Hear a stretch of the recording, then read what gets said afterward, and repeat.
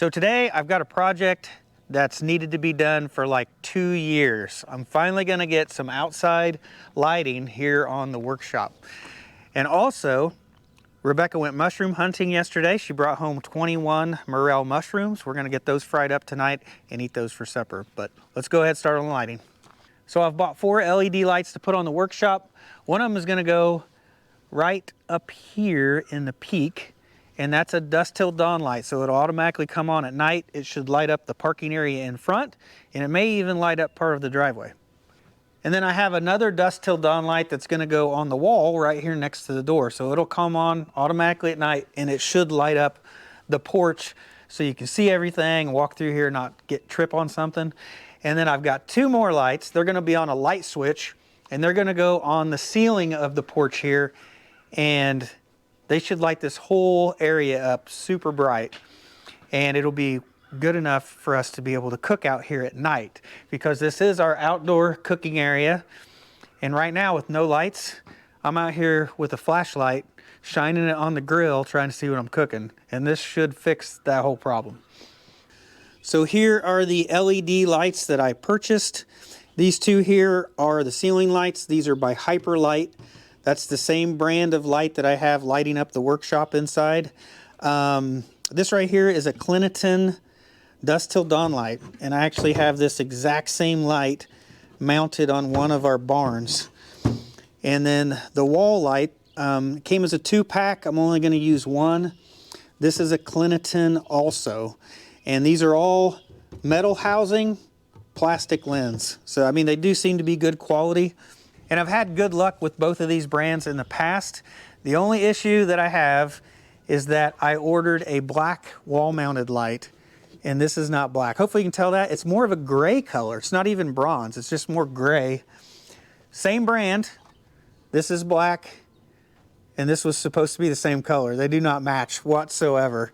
So not sure what went on there. Even the box said this was the correct color. But anyway, it's still close enough. It's still kind of a dark neutral color, so we're gonna go ahead and mount it and still use it today. It's just not exactly what I ordered. So I haven't done anything so far on the installation, so the first thing to do is get our electrical boxes installed in the wall at every location we're gonna have a light.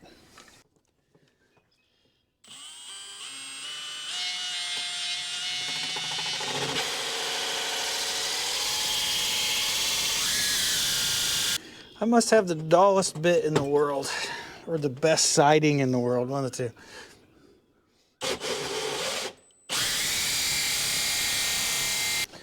Holy cow, that's terrible, terrible, terrible hole saw.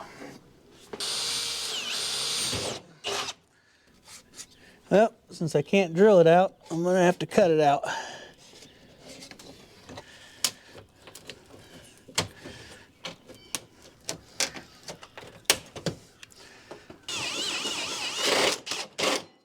Slightly in one of the studs.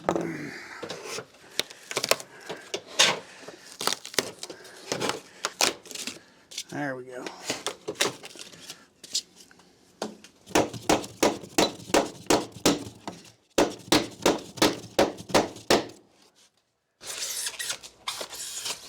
Away. There we go.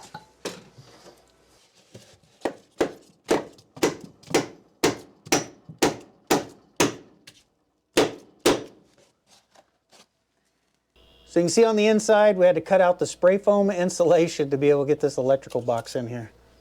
And that's always a messy task because I am covered in insulation. But at least we got our box installed and it doesn't look too bad.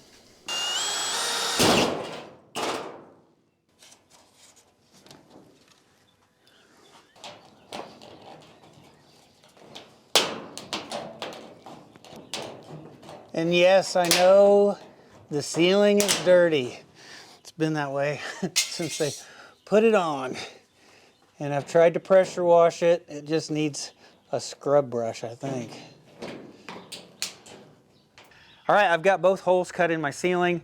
Now I'm gonna have to go through here and take out probably 3 or 4 rows of screws so that I can take that siding and roll it down and be able to reach inside of there and run the wiring.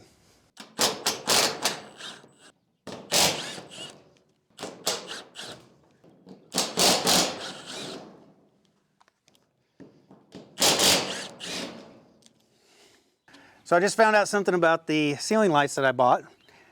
They don't fit in between the ribs on the siding. So they don't sit flush down inside.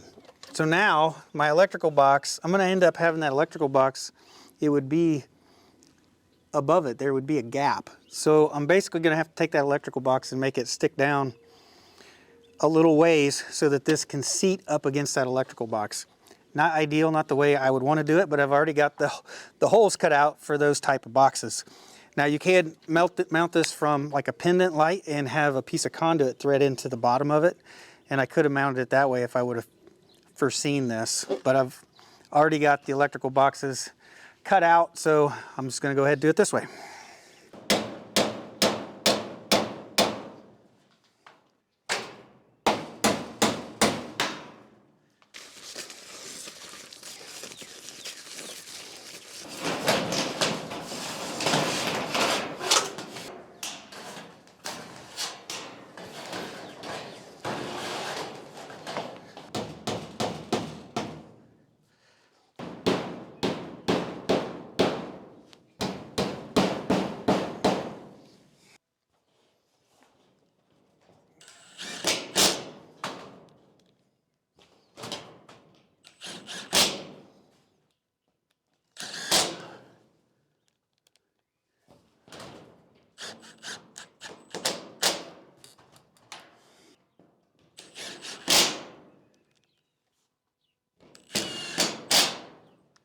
So I got the wiring all ran, I got the ceiling all closed up, I'm ready to start mounting lights. So this wall mount light, this is only 26 watts and it's 3,000 lumens. So to mount this, you do have to disassemble it. So you got to take out 4 screws in the front, and then you can take the plastic lens off and take out 2 more screws, and you can take this metal back plate off, and then you can get to the wiring and get it mounted on the wall.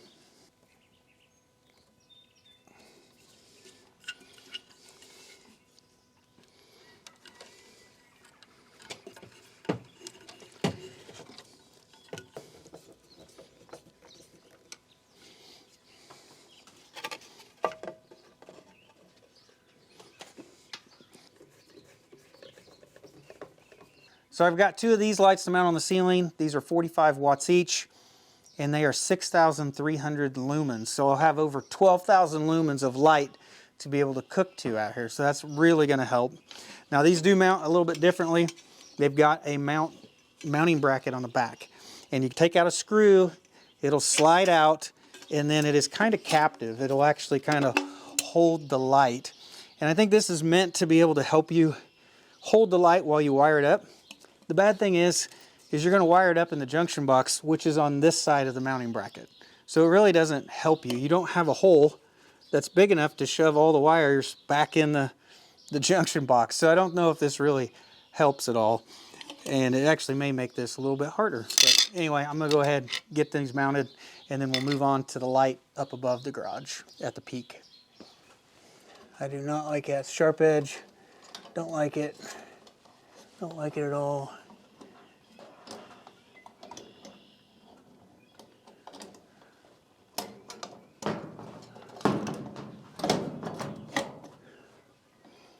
Hey, it's on there.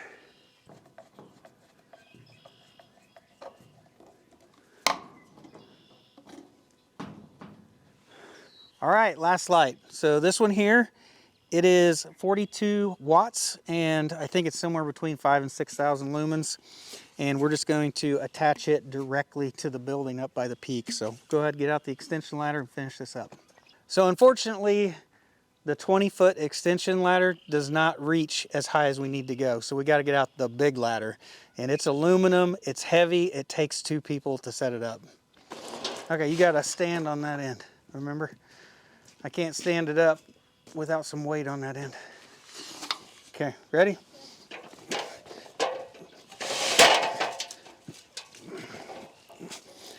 All right. Okay. Keep standing on it. I think it's almost tall enough now. All right. You're not putting much weight on there. Here, I got it. I got it. You help lean it back. Okay?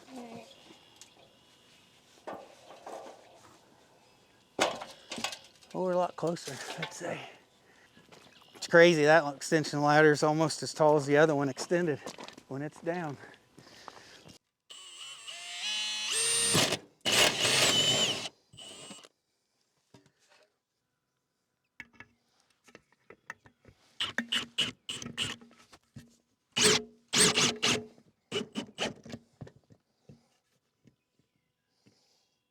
All right, I just finished up. I got the porch lights, I got them wired up to the solar power. So when the power goes out, we'll still have lights on the porch.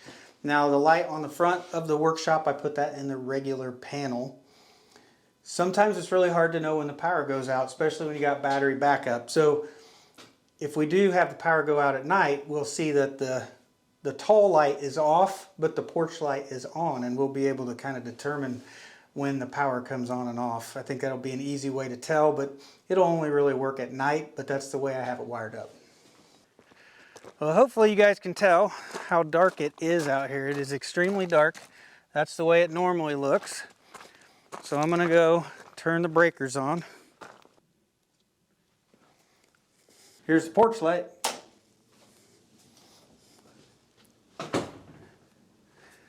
And here are the ceiling lights. Oh yeah, look at that. Now that is bright.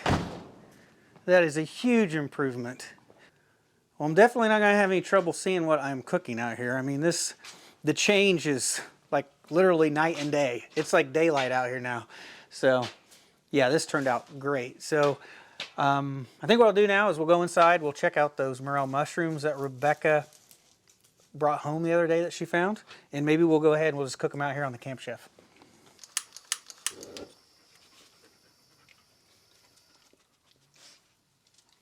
So Rebecca went mushroom hunting for the first time the other day. Yep, and I found 21 black morels. The black morels are usually the first ones to come up of the season, so it has officially started here in our county. And this is like a family event for her family. Like they all go mushroom hunting, so you went with your... My mom and my dad. My mom actually takes an entire month, sometimes 2, off of work. Just the mushroom For hunt. mushroom hunting, yes. Yeah, so they are obsessed with Yeah. mushroom hunting. Even though there's 21 mushrooms, these are cut in half, right? Yep. So the oil's about the right temperature. So there ought to be 42 pieces in here for us to eat. They're not real big. No, the big ones are later on. They're the yellows, right? Some of them get pretty big. Yeah.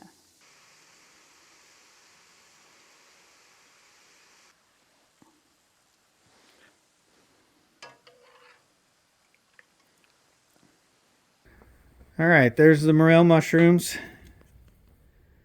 They are not very big. Rebecca didn't think they were dark enough. Got them a little overcooked. The further into the season when they get bigger, they're meatier. So you're going to blame it on they're small. Rebecca was complaining about the lighting. Let's just be honest. Rebecca said she couldn't tell if they were done because of the new lighting. This is still better than before, right? Way better. I'm just used to cooking them inside. What are you guys looking at? This ain't dog treats. She thinks it's like a treat. You're torturing her. Am I? Yeah, I shouldn't do that. We can find you something else as a treat. We have boiled eggs. Yeah, you can have some boiled eggs. Your favorite. They're silly. She's licking my fingers. She's trying to get any taste she can get. You've already had supper tonight. So even though the mushrooms didn't turn out very good, this has kind of been an experiment day for you, right? Yeah. So next Sunday is Easter. So we have a breakfast at church, and I'm trying to decide what I'm going to take. So I tried out this French toast bread, one with a vanilla brioche and one with just French bread. Yeah, hopefully you can see that. To me, it looked like a kind of a coffee cake, but it's like a bunch of cut up bread is the base, right? Yeah. And I'm going to try this for the first time. It's French toast bread. Yes. Is what it is. It's supposed to taste like French toast. You said that one's the better one? Yes, the one with the vanilla brioche. Okay. Is there a special way I need to eat this? You eat with syrup or what? Yeah, I mean with syrup it tastes just like French toast, but you can just taste it. Just taste it the way it is. Yeah.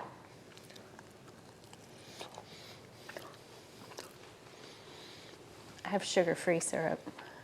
You know, Sugar-free syrup. All the sugary. Everything's low carb around here. Sugar-free syrup. This isn't sugar-free. I know. At all. Nothing she bakes for churches or for family is sugar-free. Yeah. Maybe if I put the syrup on it, it would taste. Yeah, it definitely does. To me, it does still have a coffee cake kind of reminder to it. At least the crust does. I'll see if there's regular syrup.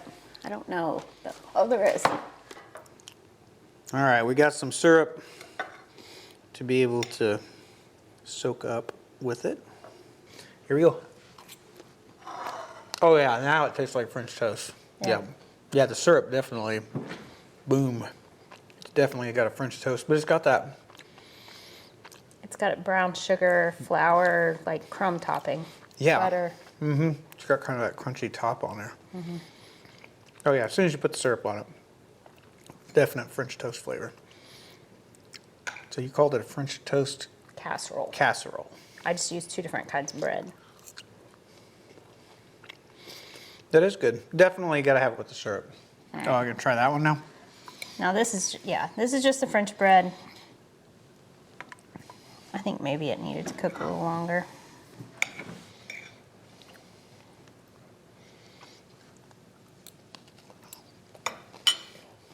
But this one had more flavor. I think that vanilla brioche made a difference. I think you gave me an edge piece or something because I could did. I could tell like the caramelized Oh, sugar. edge of the sugar. Yeah. Yep. That was good. Yep, that one was better. Yeah. Yep. That's a winner. Maybe. You gotta serve it with syrup though. Yeah. Without the syrup, it's not the same. Yep. Now what are we gonna do with all this? All right, well, we don't have pigs anymore. Nope. We can't give the dogs that much sugar. They're hyper enough as it is. What are we gonna do with it? Usually you take extras to your parents, but They like sweets. At least they always have sweets at yeah. the table. You do, Mom. You always have sweets on the table.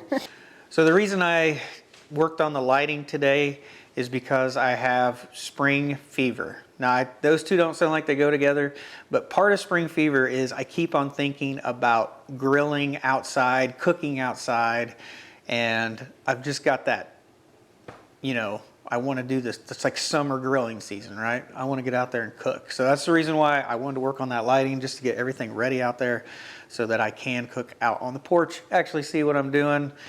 And it's needed to be done for like 2 years now. Ever since we built the barn, it's needed to be done. But I think that's going to be it for this video. I hope you guys have a great day, and we'll see you in the next one.